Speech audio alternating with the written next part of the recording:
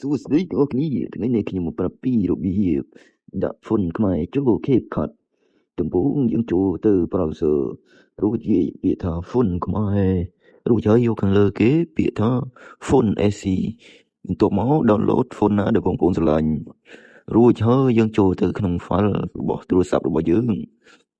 បន្ទាប់មកបើសិនជាអ្នកទាំងអស់គ្នាប្រើ iPhone អ្នកទាំងអស់គ្នាចុចទៅលើ file ដែលមានពាក្យ zip ដែលយើង download ហ្នឹង2ដងរួចវានឹងចេញ folder ឲ្យបើសិនជាអ្នកទាំងអស់គ្នាប្រើ Android អ្នកទាំងអស់គ្នាចុច extra file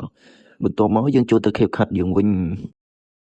ចូលទៅ CapCut យើងរួចហើយយើងរើសវីដេអូឬក៏រូបភាពណាមួយដែលយើងចង់កាត់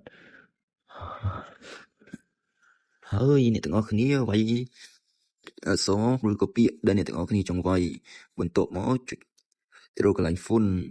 ហើយកន្លែង font ហើយអ្នកទាំងអស់គ្នាអូសមកឆ្វេងយកពាក្យថា my font រួចហើយចុច add font យើងយក add រួចហើយបន្ទាប់មកវានឹង load ចូលក្នុង file my file របស់យើងរួចហើយអ្នកទាំងអស់គ្នាធ្វើ select file ដែលអ្នកទាំងអស់គ្នាបាន download ហើយមិញហើយជាការស្រេចរួចហើយគ្រាន់តែ select ទៅ file នោះវាបានជាការស្រេចហើយបើសិនអ្នកទាំងអស់គ្នាចង់ add ថែមអ្នកទាំងអស់គ្នាធ្វើអញ្ចឹងបាន